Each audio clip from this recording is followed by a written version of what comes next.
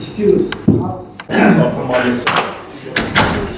Merkez için özellikle bu şekilde talep edilen Şeyhmur Mahallesi isteçleri bir afet durumunda da sıkıntılar yaşanıyor. Biz Hüdapar'ın siyasi çizgisini şu anda takip ediyoruz. Allah yardımcı olsun. Sizler Siyonizme vurdukça, bölgede kitlesel eylemler yaptıkça Siyonizm sizlere saldırıyor. Bu farkındayız. Siyonizmin Türkiye'deki bağlantıları, Türkiye'deki taşeronları da bu alanda Hüdapar'a ve sizlere saldırıyor. Sizler tabi sabır, sebat ve metanetle bunlara gereken cevapları veriyorsunuz. Biz şuna inanıyoruz. Bölgede Siyonizmin zulmünü haykıran, Siyonizmin vahşetini dünyaya haykıran bir kitle var. O da Memur Sen'in Hüdapar'ına, Peygamber sevdalarından, İslami STK'larında, cihanlamasına, Hayrat Vakfı'na, önderinden Ensar'ına birçok sivil toplum örgütünün burada ortak bir şekilde Siyonizmin gerçek yüzünü dünyaya haykırıyor. Bu da birilerini rahatsız ediyor, rahatsız edecek. Onlar da rahatsız oldukça saldıracaklar, saldırmalarına devam edecekler. Ama biz doğru bildiğimiz yolda, hakikatten ayrılmadan önümüze bakacağız, yolumuza bakacağız. Onlar nasıl rahatsızlığı Diyarbakır'da, Batman'da, Şırnak'ta, bölgenin illerinde kitlesel eylemler, katılımlar rahatsız ediyor. Bunun üzerinden de bu rahatsızlıklarını oradan değil de farklı yerlerden ithamlarla, iftiralarla yapıyorlar. Hakikat ortada. Bizler hakikati çok açık ve net bir şekilde görüyoruz. Türkiye'nin en büyük sivil toplum örgütü, Şırnak'ın en büyük sivil toplum örgütü olarak takip ediyoruz. Allah yardımcınız olsun. Rabbim işinizi kolay kılsın. Tekrardan hoş geldiniz diyorum. Sefa verdiniz. Neresiniz?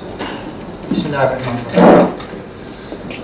Öncelikle Memur Sen Konfederasyonu'nun daveti ve ev sahipliği için çok teşekkür ediyorum. Bütün teşkilatın burada olması bizim için bir şeref. Bu ilginin, hassasiyetin, değerin ifadesi. Ben Şırnak'a çok geliyorum malum. Her yerden daha çok, Antep'ten bile daha çok Şırnak'a geliyorum. Şırnak'ta neredeyse köy köy gezdik, ilçe ilçe çok gezdik. Bütün kurumlarla, bütün kurum yetkilileriyle defalarca görüştük bugüne kadar. Nerede dokunsan bir nah işitiyorsun. Her yerde çok ciddi sıkıntılar var.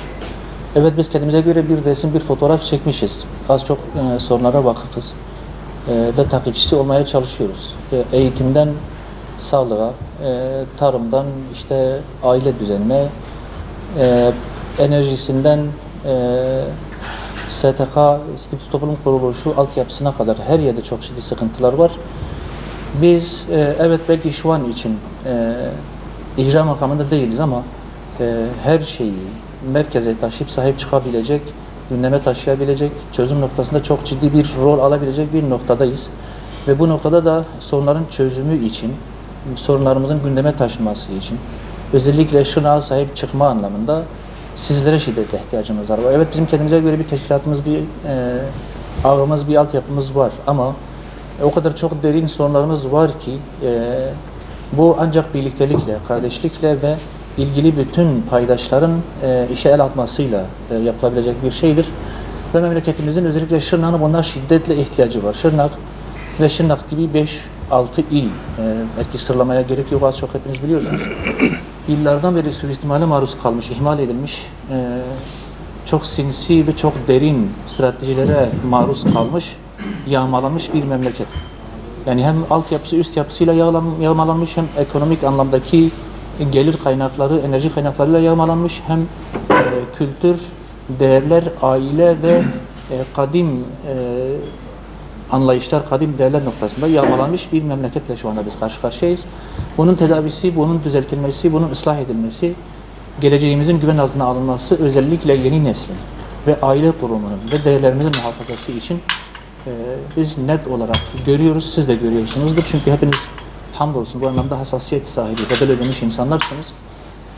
Çok ciddi bir mücadele, çok ciddi bir bedel ödemeye ve birlikteliğe ihtiyaç hissediyor.